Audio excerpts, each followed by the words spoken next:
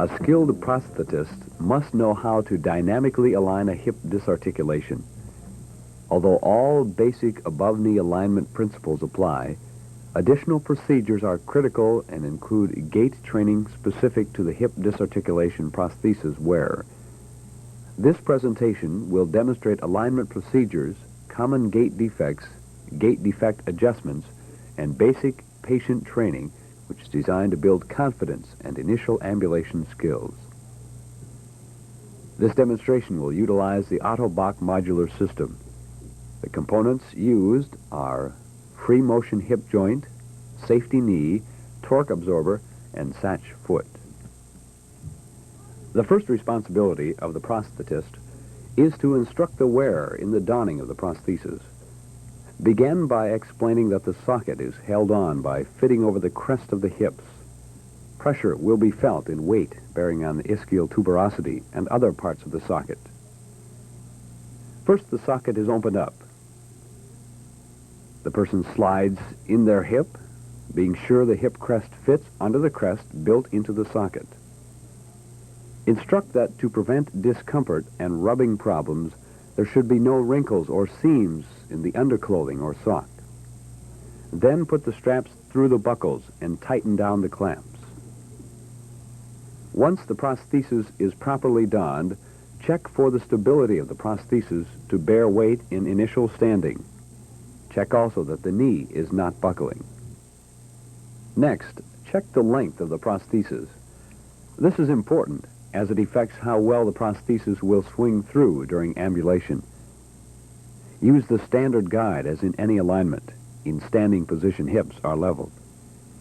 This may be hard to determine because the hips are enclosed in the plastic socket. The prosthetist relies on 1, how the person says it feels, and 2, how it looks visually to the prosthetist. If the length is incorrect, slide some boards or shims of varying thickness under the side of the short limb. The thickness of the boards will tell you how much to shorten or lengthen the prosthesis. After the proper adjustments have been made, again, check it out visually. The pelvis should be level. The person may be accustomed to an incorrect length, and the correct length may not feel right. Explain that you have determined the correct length, and although it may take a few weeks to become accustomed to the difference in feel, it is important to establish the correct length for proper gait. Gait drills are the next major step. These drills are designed to build confidence in the person that their prosthesis will hold up when weight is put on it. These drills are an important psychological aspect of rehabilitation. The person must feel confident the prosthesis will not fail, and also that they have the skill to ambulate. To ensure safety and patient success, it is important to prevent accidents caused by falling. The prosthetist should be close enough to spot the person to provide support in the event balance is lost. You will see the prosthetist in close proximity during these drills. First, the weight shifting exercise.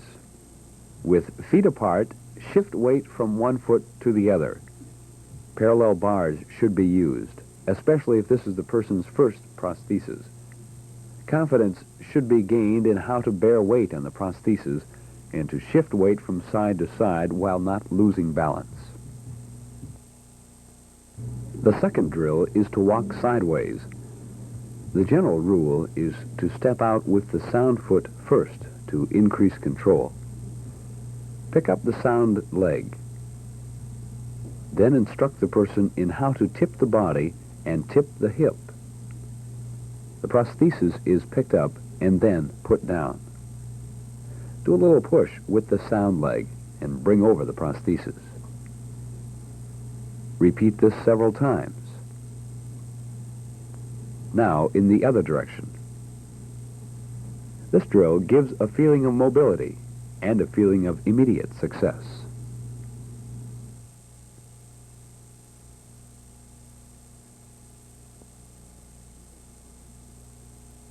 The third drill enables the person to walk backwards. The wearer has a natural tendency to start with the prosthetic side because of a concern with that side. But again, start out with the sound foot.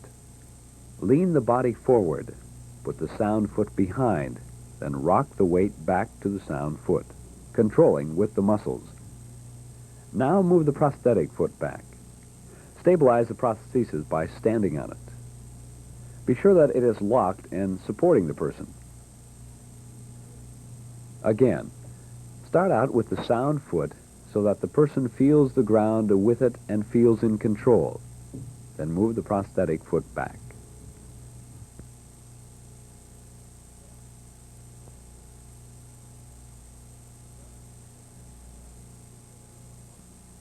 There are two phases of the fourth drill for walking forward: stance phase and swing phase. Start out with the easier stance phase. The prosthetist brings the prosthesis out in front.